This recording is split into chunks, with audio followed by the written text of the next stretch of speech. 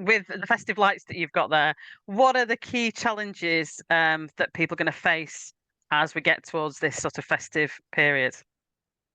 Well, I think it's compressed deadlines. There's you and I were talking before this about there's just a general sense of exhaustion in the industry. Everybody's tired. It's been a year. And the thing is, it's continuing to be a year. And next year, lots of uncertainties on the horizon. So it's not like we can just say, hooray, we're getting towards the holidays. Let's just settle down. It's all fine. We can leave some stuff. What we've actually got is this really big looming deadline that partly isn't real and partly is real. So it's got a lot of people like, let's get this done before Christmas. Let's get this done before Christmas. Let's get this done before the end of the year, because that feels like a good deadline to other people. The problem is when you're in comms, as we all know, which is pulling all the pieces together. And what that means is we've got our time is compressed. We've only got a couple of working weeks left to go. And alongside that, we've got increased demands on us from the social, family, all of the things that go along with a festive period. So it's a perfect storm of we should. Oh, and then just to add to it is most people in a comms role, maybe in an agency role, are really wanting to do an amazing job, not just a good job, but an amazing job. So I think there is additional self-pressure to do work brilliantly and finish it all off, and to do the festivities brilliantly as well. And maybe all around that, looking and seeing, well, I'm meant to be being really happy. I'm meant to be going out all the time. I'm meant to be having lunch with, people, catching up. I'm meant to be cooking an amazing roast. And woo, it's a lot.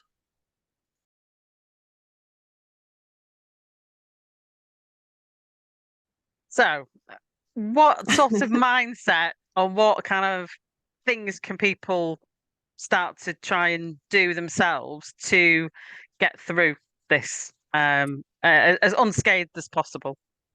I like that feeling, unscathed. Yeah, I think, and that's actually a good mindset. First of all, is to be conscious of that. So to understand this is a difficult time, and there are different pressures. And so you're not a wuss if you're thinking, oh, this is too much. So the mindset I think that people can have to help themselves is to be working towards a pause.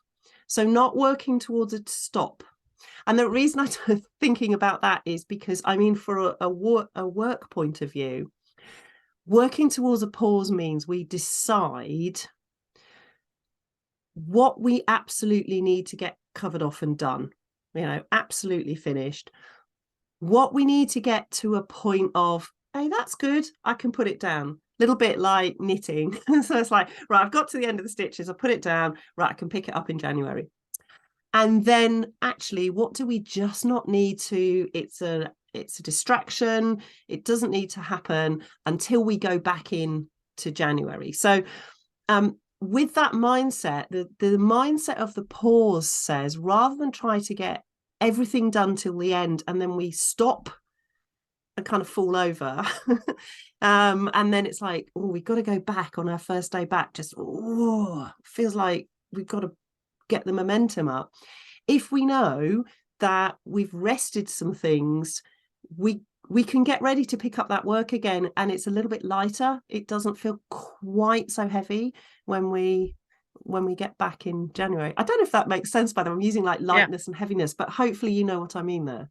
Yeah, absolutely. And I was going to say, one of the things that just comes to mind as well is this kind of way people focus on the new year and having resolutions and having all these things. What, in terms thinking of mindset again, what kind of mindset would you think was more positive to go into the new year rather than, the resolution sort of approach.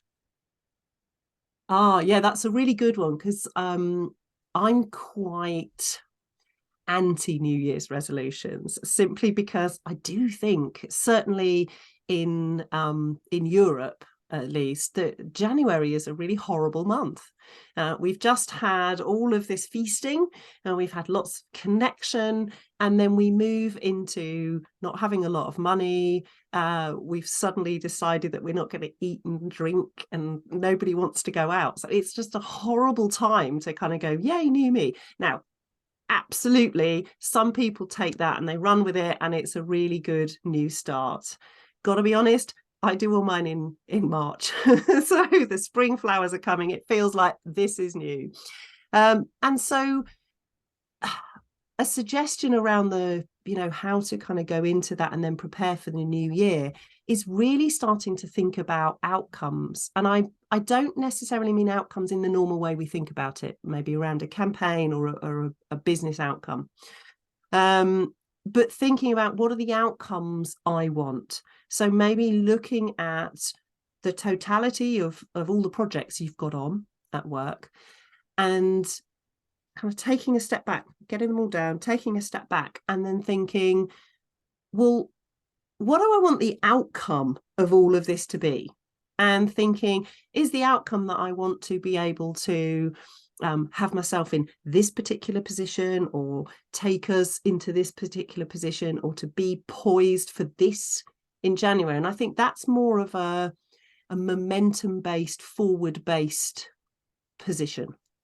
So that idea of, all right, well, instead of going to Christmas, stopping, falling over, probably getting ill, and just kind of and then having to gather it all up and then be healthy and run and is, what about conserving your energy and building in points of rest before we actually even get to Christmas?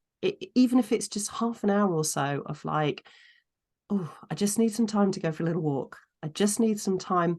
The stuff that we can mock a little bit, it's like, oh, it's self-care and I'll do self-care when I've got time. But actually just help our body to move into a rest process. And then I've just realized this is quite counterintuitive, is then when we're in the Christmas period and the holiday period, yes, rest, enjoy, and also stay active. So it's not about perhaps eating the quality street and not going out, but it might be eating the quality street and making sure that you do a little bit of movement, a little bit of exercise, so that we're, as I say, it's really boring. It's about moderation, but I think it's very intentional moderation. So don't completely work to a point where you are burning the candle at both ends and then stop and do nothing and then kind of have to crank it all up in January. It's taper down the work, conserve your energy, look at what you're doing, build in rest periods as we go into the relaxation, and then in the relaxation build in some energy, momentum kind of activities.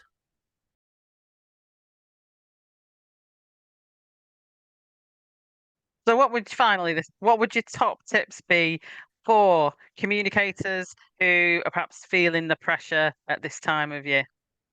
Okay, so the first, can I give two sort of big headline tips? So one is visibility.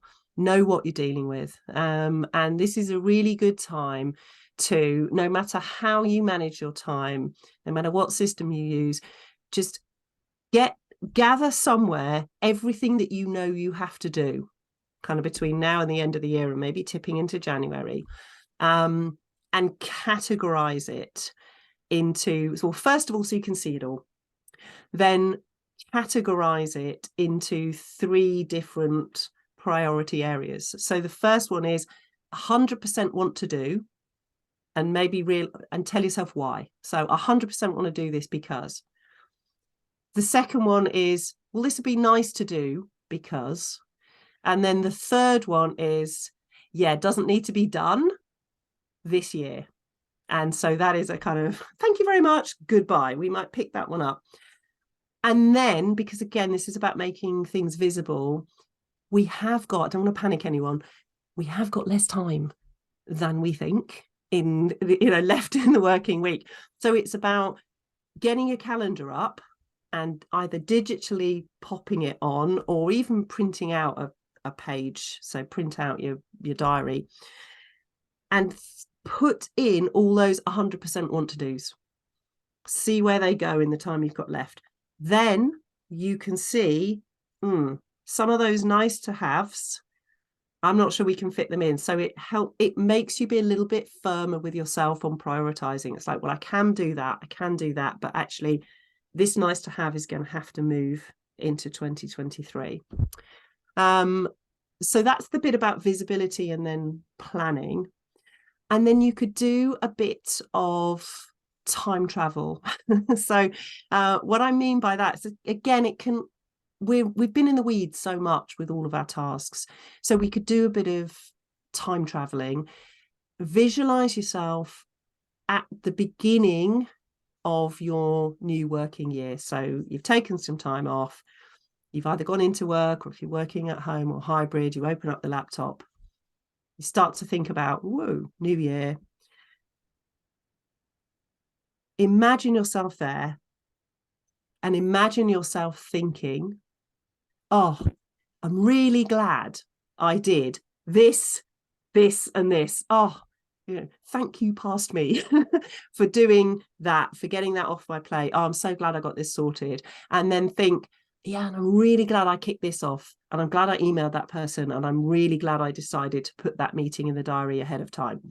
So it's just thinking, what are you grateful for your December self having done? What is your January self going to thank you for? And then actually, I know it sounds a little bit bizarre, doesn't it? But that element of time travel can sometimes really help us to look back and say, all right, you know what? That's the thing that really needs to get addressed. That's the thing I really need to prioritize. So I would say it's those two things: massive visibility, and then planning and scheduling as you normally would, with the understanding that we don't have as much time in December as we might think we have. And then secondly, bit of time traveling so that we can ensure that we have prioritized the right things.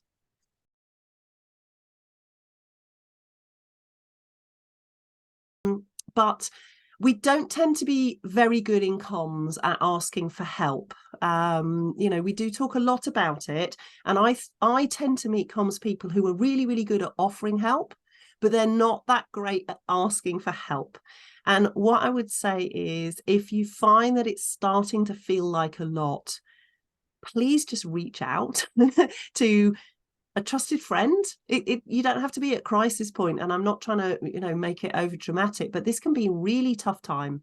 There's such pressure on everyone to get things done, enjoy yourself, and if our lives don't necessarily look like that, it can feel hard. So I would say reach out to friends and family, and then there are some links that I will send you where you can phone a helpline through Mind. You can go on a peer-to-peer support online.